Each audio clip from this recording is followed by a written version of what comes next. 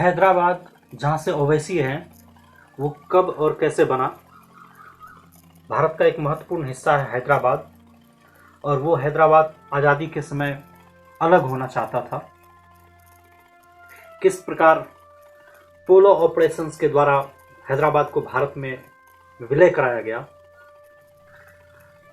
हैदराबाद का नाम हैदराबाद कैसे पड़ा।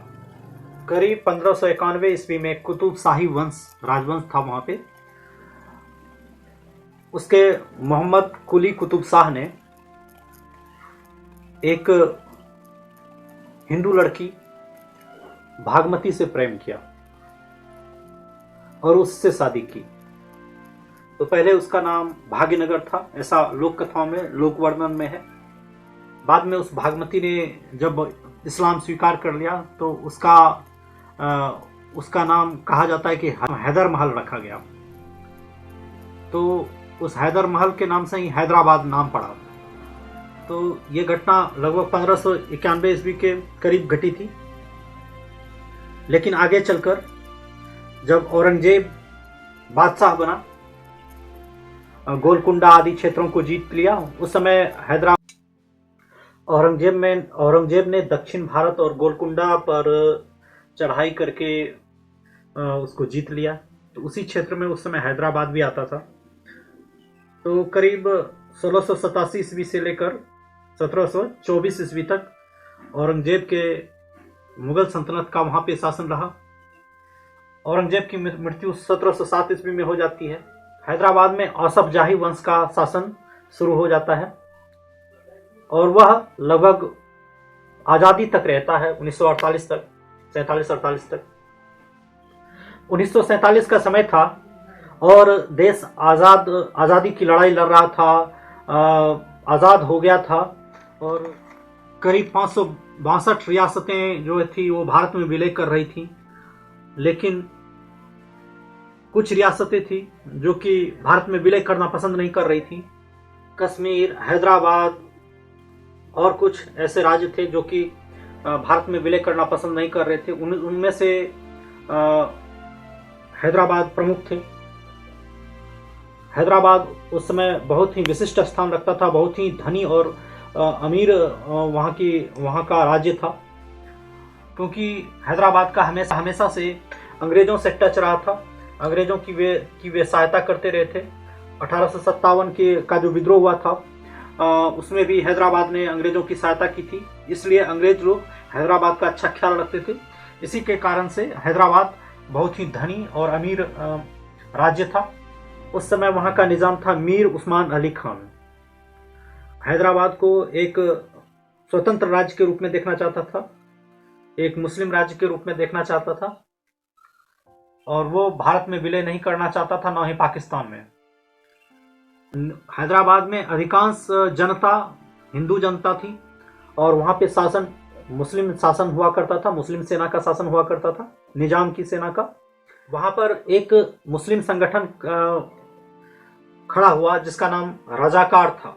रजाकार मतलब स्वयं सेवक होता है, रजाकार। वो उसकी भाषा में, उर्दू की भाषा में कोई शब्द है रजाकार। जैसे यहाँ पे आरएसएस है हिंदू धर्म में, हिंदुओं का संगठन आरएसएस है, उसी तरह मुस्लिमों ने अपना एक संगठन उस समय आज़ादी के समय बनाया था जिसका नाम था रजाकार। रजाकार लोग कट्टर मुस्लिम हुआ करते थे और उन्होंने अपना एक अर्ध सैनिक संगठन बनाया था और उस संगठन ने निजाम के इशारे पर और शासन के इशारे पर जगह जगह हिंदुओं को परेशान किया, हिंदुओं की हत्या की, प्रताड़ना दिया।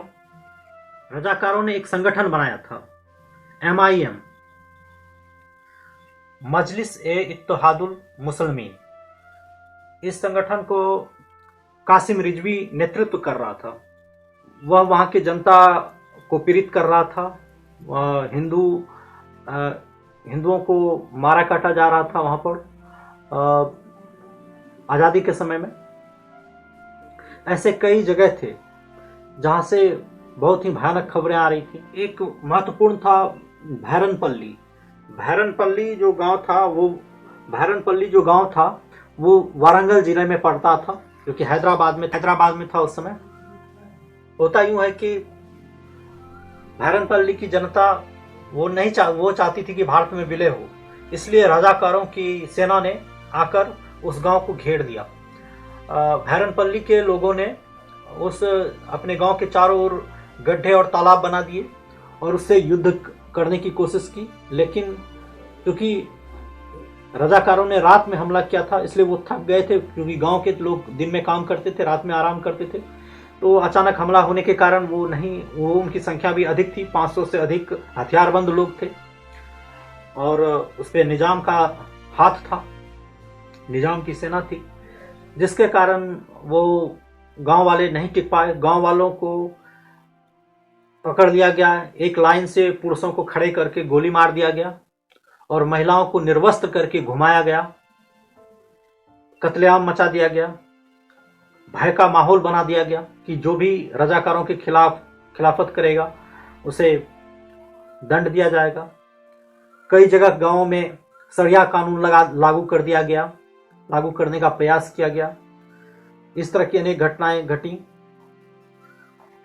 इसी तरह की एक भयानक घटना महबूब नगर में घटी। उस महबूब नगर में महिलाओं को निर्वस्त्र करके नृत्य करवाया गया, नचाया गया। ये तमाम घटना उन लोगों के साथ की जाती थी जो भारत में विलय करने का सपोर्ट में होते थे। तो इस तरह की घटना जब वल्लभ भाई पटेल के पास पहुंची तो वो चिंतित हो गए। उन्होंने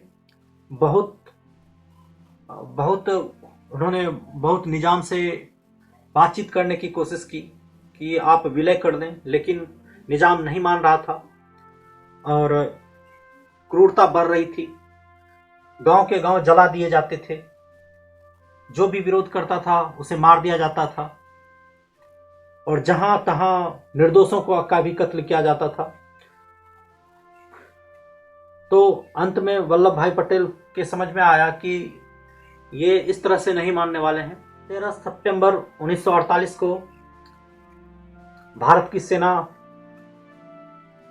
हैदराबाद पहुंची।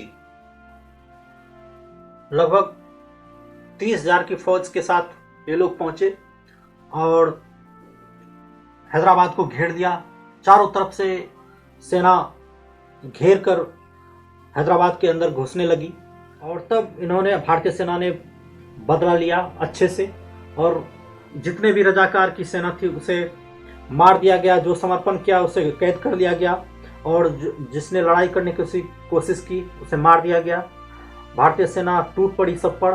लगभग 10,000 रजाकारों को उन्होंने गिरफ्तार कर दिया। जब भारतीय सेना नहीं थी तो रजाकारों ने हिंदुओं पर बहुत ज़्यादा अत्याचार किया था। अब भारतीय सेना के पहुंचने के बाद हिंदुओं ने रजाकारों को मारना शुरू किया। अब इस ओर से भी कुछ ज्यादतियां हुई, निर्दोष मुस्लिमों को मारा गया। 13 सितंबर को भारतीय सेना